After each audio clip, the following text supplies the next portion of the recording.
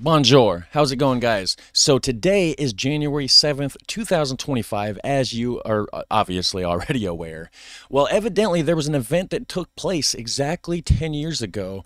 I don't know much about it besides my French connection wants me to check out this video, which, by the way, it's his birthday today, so shout out to you. And we have this video here. Atenta control Charlie Hebdo, la recette minute par minute des articles de Janvier 2015 by the channel Le Monde. Links down below. I don't know what that says. We're definitely going to translate this to English because I need to know what this is before we go into it. It says right here, what happened in the offices of Charlie Hebdo on January 7th, 2015. So the offices of Charlie Hebdo. Charlie Hebdo must be a company, right? Or a corporation or something, right? That day, an unprecedented attack marks the beginning of 3 days that will shake France. So it says, thanks to documents rarely disseminated and the exclusive testimony of Francois Marlins, prosecutor appears at the time of the events. Le Monde has reconstituted minute by minute the events. So we're going to find out what this is all about, guys. Paris, 7 janvier 2015. Vers minuit et demi, dans une proche banlieue, 2 hommes sont filmés par une caméra de surveillance. L'un serait Cherif Kouachi, l'autre Hamedi Koulibaly. Les 2 hommes se connaissent et sont connus des services de renseignement pour leur lien avec des islamistes radicaux. Okay. Ce jour-là, ils s'apprêtent à commettre une série d'attentats. Édition spéciale de la rédaction, attaque terroriste contre nos confrères de Charlie Hebdo. Nous sommes en direct car 2 prises d'otages sont en cours. On sait qu'on a dans la nature des gens hyper dangereux qu'il va falloir interpeller le plus rapidement possible. Le Monde a reconstitué ces événements à l'aide de documents rarement diffusés. Voici les 3 jours qui ont changé la France. Le Monde. Is the A silent? Is it Le Monde? Vers 8h30, Saïd Kouachi arrive à Paris. Il rejoint son frère Cherif à son domicile. Right. À 10h19, ils envoient un SMS à Hamedi Koulibaly et embarquent dans une... By the way different than the stuff I normally react to. I've been doing reactions for, 3 years now? 3.5 years, something like that. So, different, but I enjoy it. I mean, this is, let's change it up. This channel obviously is new. The 3.5 years that was on my other channel. It's Charlie Vest is the name of that if you are interested. Voiture en direction de Paris.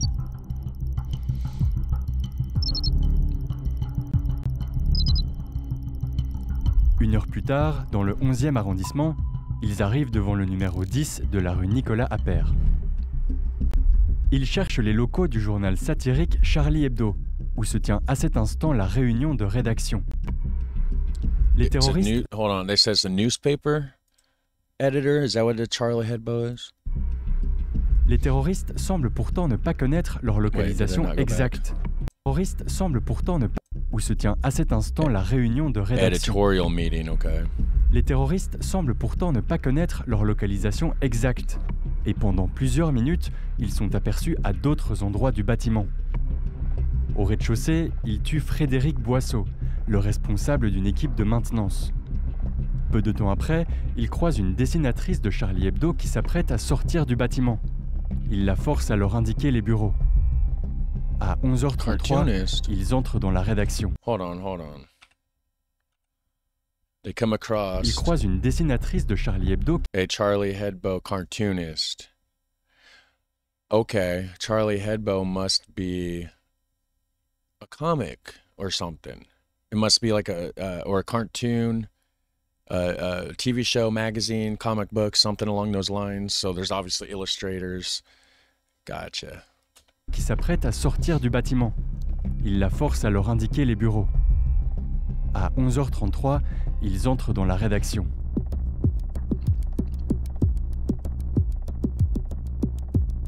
Pendant que Saïd Kouachi monte la garde, Cherif Kouachi s'avance dans les bureaux. Il y tue 10 personnes, 8 membres de la rédaction, un invité et un policier chargé de leur protection. 4 autres sont gravement blessés. 1 minute et 49 secondes plus tard, il réapparaît dans l'entrée. À 11h35, les terroristes quittent la rédaction.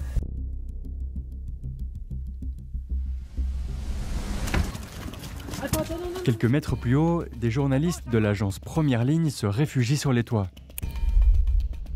Dans la rue, 3 policiers sont arrivés à pied. 3 autres arrivent à vélo.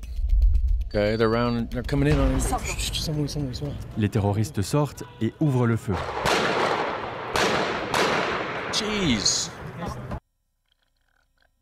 I didn't mean to pause it, my hand, but jeez.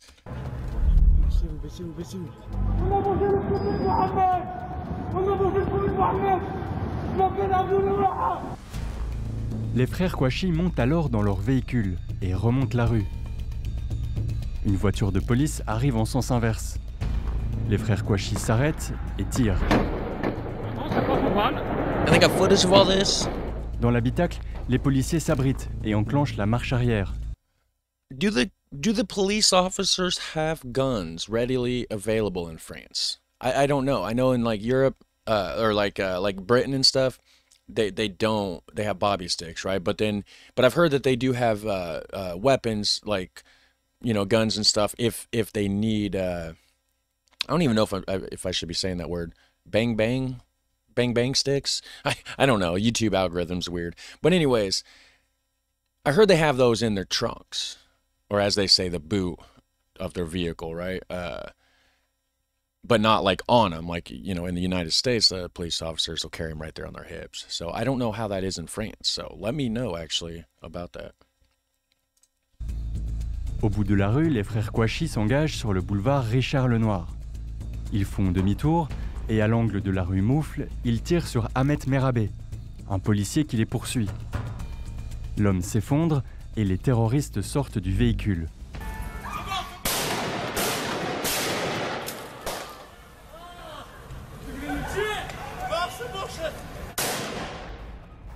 Jeez, so they got footage of a lot of this. Après avoir abattu le policier, les terroristes prennent la fuite. Why, Quelques instants plus tard, ils encastrent leur voiture dans un poteau de la rue de Meaux, dans le 19e arrondissement. Ils volent un véhicule, se dirigent vers la porte de Pantin Jeez. et disparaissent. Why'd they do it? Au siège de Charlie Hebdo, les secours évacuent les blessés. En parallèle, les enquêteurs entament la poursuite des terroristes. On va savoir assez vite l'identité des tueurs, Yeah, parce que after. dans l'habitacle de la voiture qui a été abandonnée, on va trouver la carte d'identité de Saïd Kouachi. Donc on est dans une dimension traque et chasse à l'homme. On a 2 terroristes hyper dangereux qui viennent de tuer 12 personnes, qui sont en liberté et dont on ne sait où ils vont et quels méfaits ils vont à nouveau connaître. Quelques heures après les événements de Charlie Hebdo, à l'autre bout de la ville, un homme fait son jogging sur la coulée verte. They get him too? Vers 20h30, il croise un homme assis sur un banc. L'homme se lève et tire 5 fois sur le jogger. What the hell's wrong with this dude?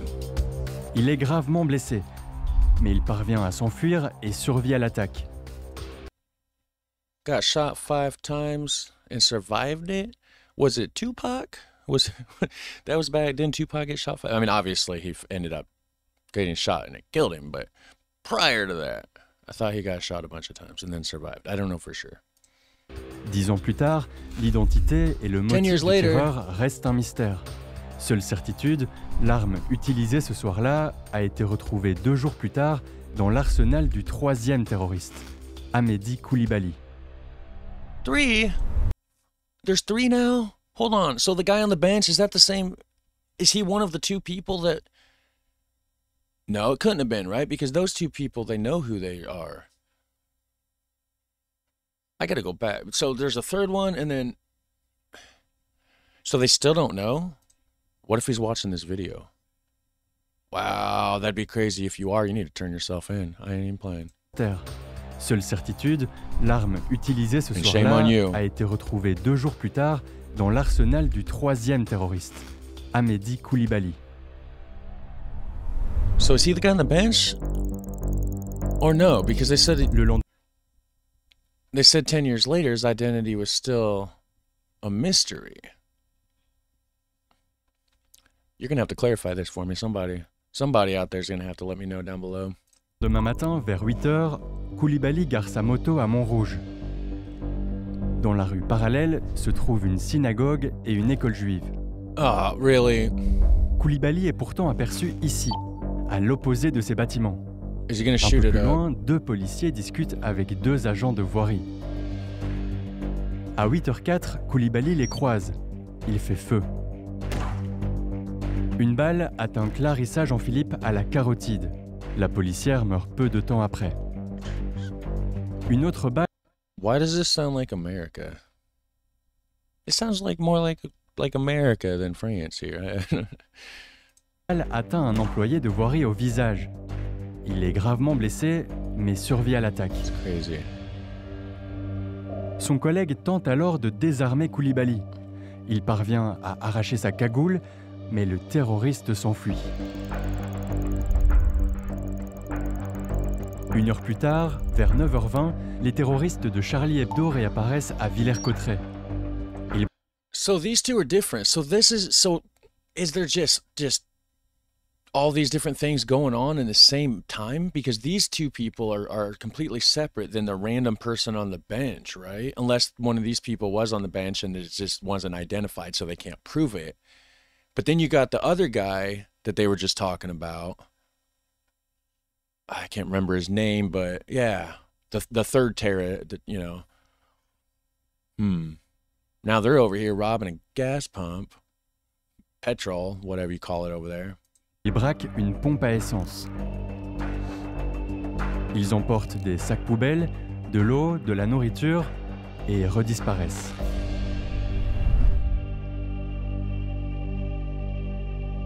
Nouvelle édition spéciale consacrée à la traque des 2 principaux suspects de l'attaque terroriste qui a fait 12 morts au siège de Charlie Hebdo. Une véritable chasse à l'homme est lancée et les mailles du filet se resserrent. La traque, c'est une dimension très anxiogène des enquêtes, parce que ça met une pression incroyable sur les gens de la police judiciaire, sur les magistrats. Et c'est évident que l'apparition de Koulibaly en rajoute encore, parce qu'on identifie un terroriste de plus dans la nature, et ce terroriste, on n'arrive pas à l'identifier, on ne le trouve pas, il n'est pas dans les domiciles où il devrait être, donc c'est encore plus lourd, psychologiquement parlant. So they're saying they can't identify the third one? Le jeudi, les terroristes restent introuvables. Plus tard, la voiture des frères Kouachi sera retrouvée enlisée dans un bois, tout comme les restes d'un campement de fortune. Le vendredi 9 janvier, vers 8h10, ils braquent une voiture et repartent vers Paris. Ils sont rapidement coincés par des barrages routiers et doivent se Wait, they left for Paris? They were trying to go back to Paris? And left for Paris. Why would they go back? I mean, they do say that the criminal will often return to the scene of the crime, right? I mean, that's what I hear. Voiture et repartent vers Paris. Ils sont rapidement coincés par des barrages routiers et doivent se réorienter. Vers 8h30, ils arrivent devant une imprimerie de Dammartin-en-Goële. How do they know all this? Are they able to track them? Did they just figure this out after? I mean, it's been 10 years, so I guess they might have just figured it out after the fact. So then now this is just a breakdown of the timeline of events or whatever. À l'étage, l'imprimeur et un employé attendent un fournisseur.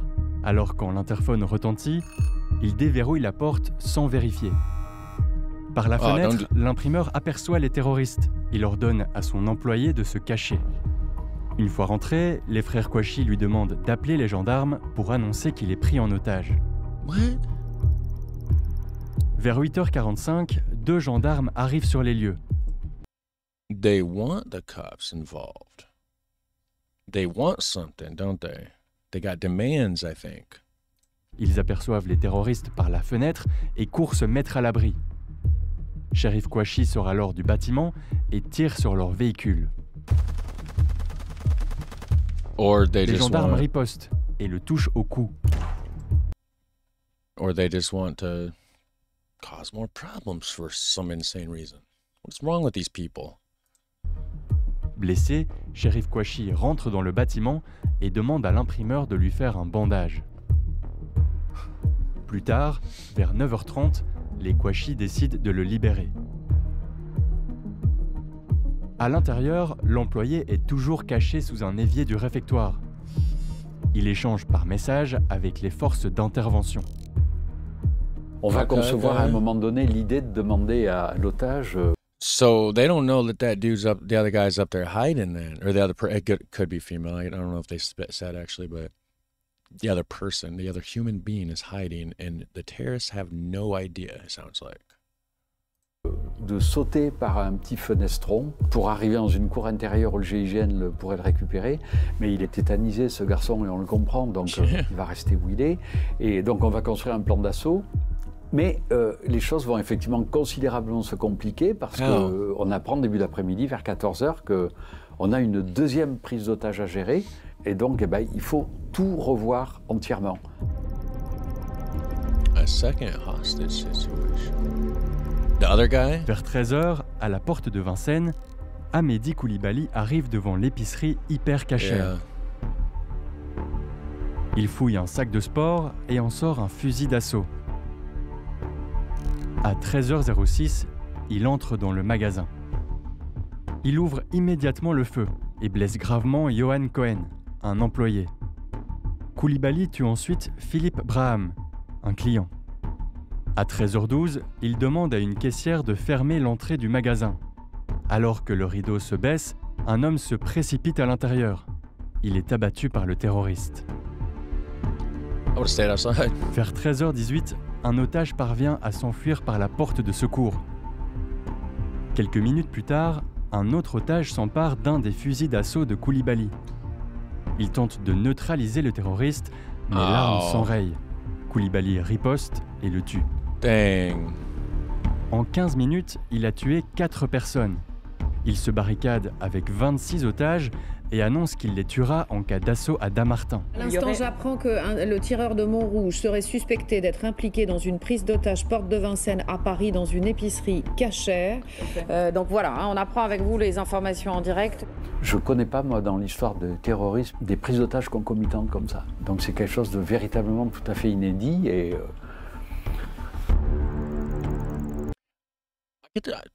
I get the idea that, or get the feeling that this sort of thing doesn't happen in France a lot. It seems like it happens in America a lot. Not where I live, of course, just stuff you see on the news. Pendant plusieurs heures, les forces d'intervention... Maybe not quite this drastic all the time, of course, but you get the idea. encerclent les deux bâtiments. Elles se préparent à un assaut simultané, mais à 16h56, les frères Kouachi vont contrarier leur plan. La porte de l'imprimerie va s'ouvrir et les frères Kouachi vont sortir de l'imprimerie et vont littéralement donner l'assaut. Oh, there's open fire. Okay. En quelques secondes, les deux terroristes sont abattus sur le parking de l'imprimerie. Une dizaine de minutes plus tard, l'assaut est donné à l'hypercachère. Une première équipe tente de faire sauter la porte de secours, pendant qu'une deuxième ouvre le rideau avant. Les policiers entrent dans le bâtiment, des tirs sont échangés et le terroriste se rue sur les forces d'intervention. Il est abattu.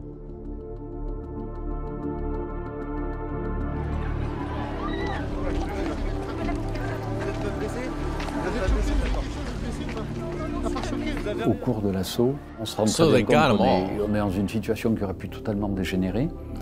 Les otages sont sains et saufs, tous, donc vraiment un sentiment de soulagement extrême.